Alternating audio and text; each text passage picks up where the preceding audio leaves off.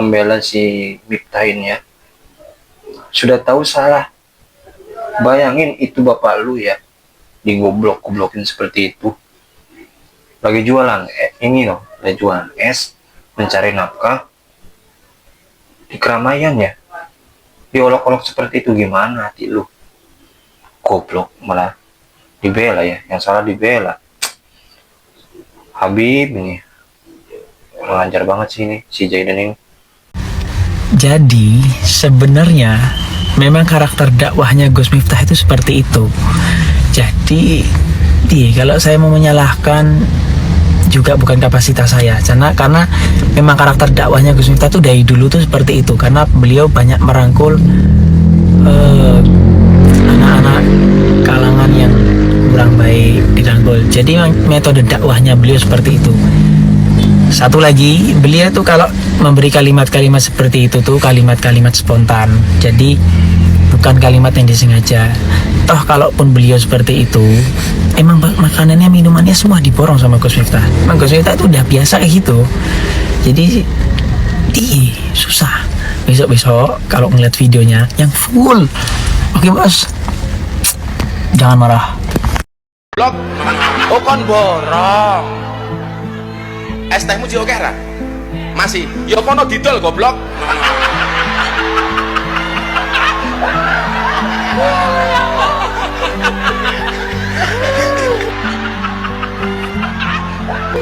Dolen dhisik, kula rong payu wis takdir. Jadi ana cerita tasawuf niku, ana bakul es karo bakul bakso niku jejer. Sing bakul es niku ndonga, ya Allah muga-muga hawane panas. Soale lah panas ngombe es rasane seger. Sing bakul bakso ndonga, ya Allah Gusti muga-muga udan adem. Soale adem-adem biasanya mangan bakso rasane enak. Kira-kira umpama dina niku adem, berarti dongane bakul es niku kira-kira diijabah apa mboten? Tetep wae diijabah dalam bentuk yang lain. Ese ra payu tapi awake sehat. Pantas disebut kiai kayak gitu, gak pantas disebut Gus. Matain orang seenaknya, punya mulut dijaga buat jelek nama pendidikan agama aja ya Bapak Ibu seperti ini. Ternyata ilmu tinggi itu nggak menjamin akhlak baik ya Bapak Ibu. Astagfirullahaladzim ya Allah. Coba bayangin gimana rasanya di olok-olok di keramaian seperti itu ya. Ya Allah, cinta Miftah. Namanya dibuat heboh oleh perilaku Gus Miftah yang mengantai goblok kepada seorang penjual es di depan khalayak. Mendapat perlakuan seperti itu, si penjual es tersebut tersenyum sinis sambil terus menatap tajam ke arah Gus Miftah. Masih, ya kono didol goblok. Astagfirullah. Terlihat Gus Miftah dan orang-orang di sekitarnya tertawa dengan renyah. Kula rong payu wis. Bila mana ini tujuannya hanya bersanda, menurut Anda apa ini pantas memperlakukan orang seperti itu di depan umum? Jadi ana cerita tasawuf niku, ana bakul es karo bakul bakso niku jejer. Kemudian Gus Miftah melanjutkan ceramahnya tentang tasawuf. Soale lah. Apakah perilaku seperti ini mencerminkan akhlak seorang sufi? Donga, ya Allah Gusti muga-muga udan adem. Soale adem-adem biasanya mangan bakso rasane. Dan berikut adalah video selengkapnya.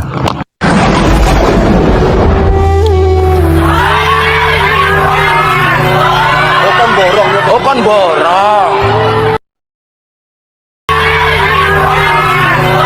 Okon borong, okon borong.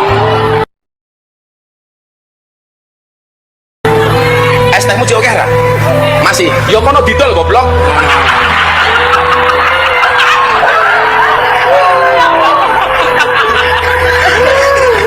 Dolen dhisik, kula rong payu wis takdir. Jadi ana cerita tasawuf niku, ana bakul es karo bakul bakso niku jejer.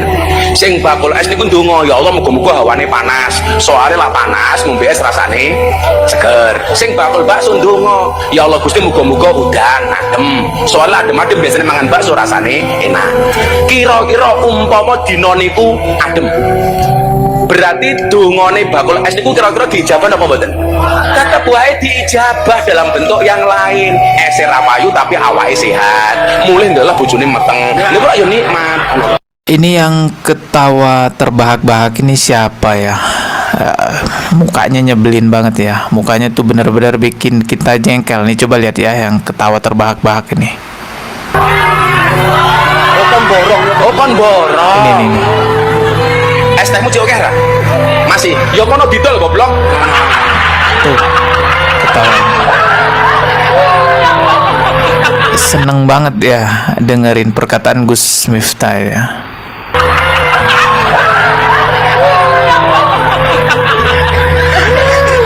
Dan coba lihat ekspresi bapak-bapaknya, menyedihkan sekali.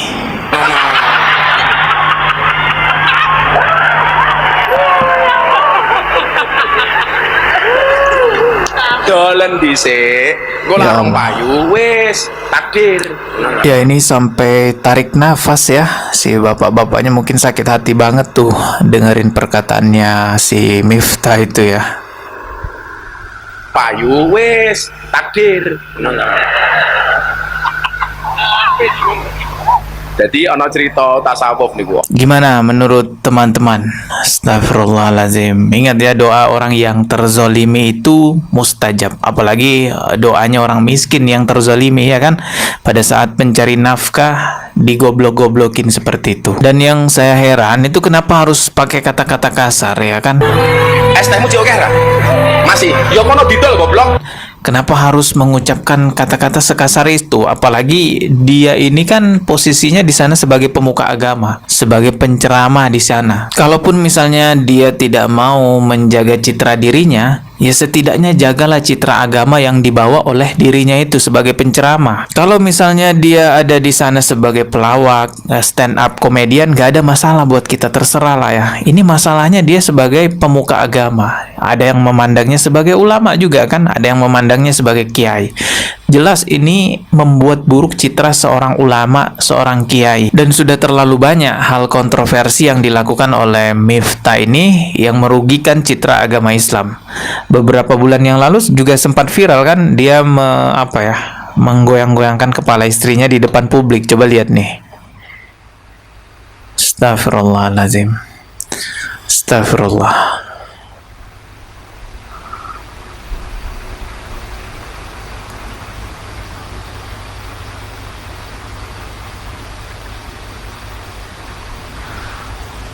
Beginikah akhlak seorang pemuka agama? Ya Allah. Lihat, istrinya mungkin kesakitan atau malu ya. Tapi ya mau gimana lagi kan. Mungkin takut juga tuh sama Miftah. Loh, diulang lagi.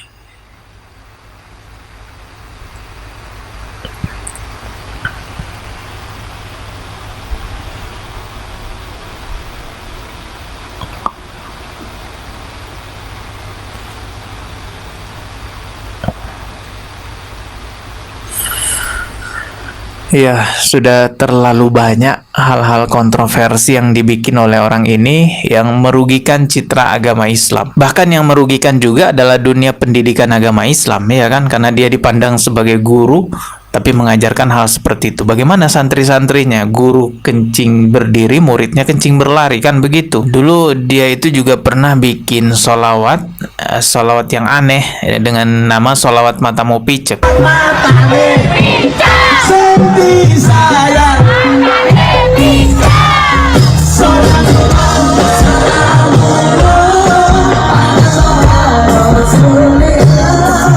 Salah satu hal yang sangat menakutkan di akhir zaman ialah munculnya Dajjal dengan segala fitnahnya. Tapi ternyata ada yang Rasulullah lebih takuti daripada Dajjal, yang akan mempengaruhi umatnya di akhir zaman, yaitu munculnya ulama su. Ulama yang paling ditakuti oleh Nabi, melebihi daripada takutnya Nabi kepada Dajjal.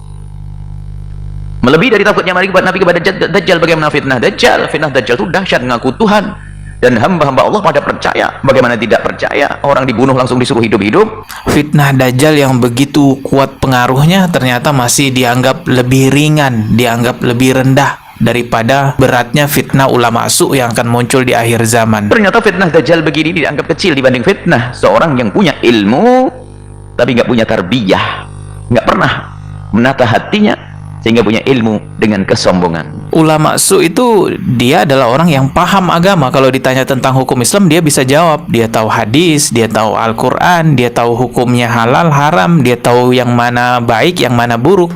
Tapi justru dia mengajak jamaahnya, pengikutnya kepada jalan yang salah. Karena bagi ulama su itu, agama bukan sebagai pedoman, melainkan hanya sebagai pemuas nafsu.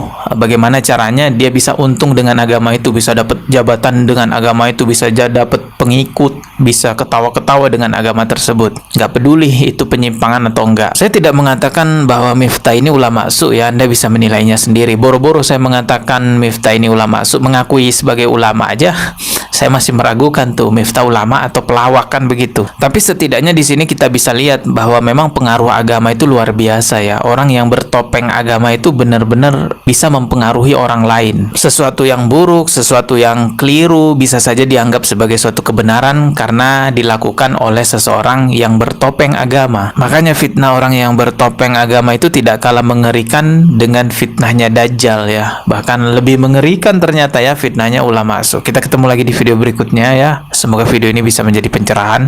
Wassalamualaikum warahmatullahi wabarakatuh. Hamdan wa syukranillah. Allahumma sholli ala sayyidina Muhammad wa ala ali sayyidina Muhammad. Oke, Bapak Ibu. Itu dia ya tadi ya, yang mana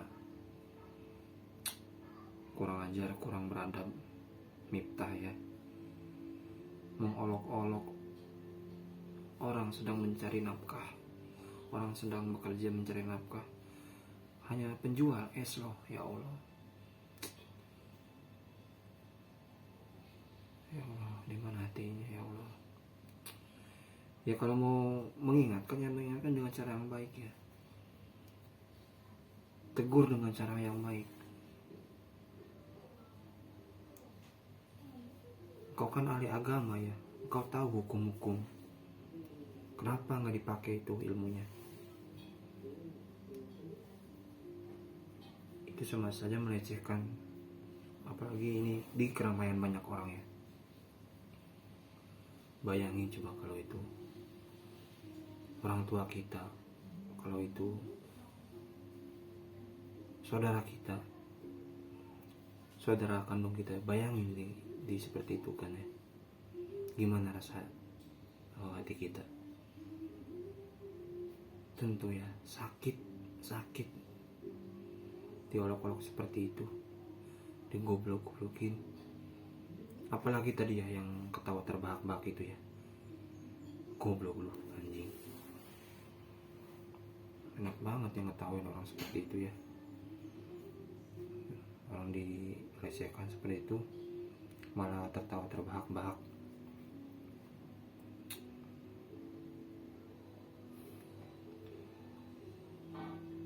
Anda kan banyak ilmu, banyak pengetahuan, minimal pakailah ya, pakai. Sayang ilmu Anda itu, sayang, tahu gak, sayang ilmu Anda itu. Nihil, hasilnya nihil, kelakuannya seperti itu. Bagaimana umat mencontoh ya kelakuan Anda seperti itu? Banyak loh umat yang menganggap Anda sebagai ustadz, sebagai kiai, sebagai pengajar agama. Tapi mana buktinya, mana? Jangan cuma hanya ngomong doang, buktikan dengan akhlak. Astagfirullah. Dan yang lebih ya, ini lagi ya, si Zaidan ya malah ngebela yang salah. Ada apa ini? Kok ngebela yang salah? Dibela kenapa? Apakah takut atau karena teman dekat? Kenapa? Itu jelas-jelas loh mengolok-olok seperti itu ya. Astagfirullahaladzim, ya Allah. Coba kalian di posisi si bapak itu, gimana rasa hati kalian? Gimana coba? Diolok-olok seperti itu, dipermalukan seperti itu, gimana coba? Jangan mentang-mentang kalian terkenal ya.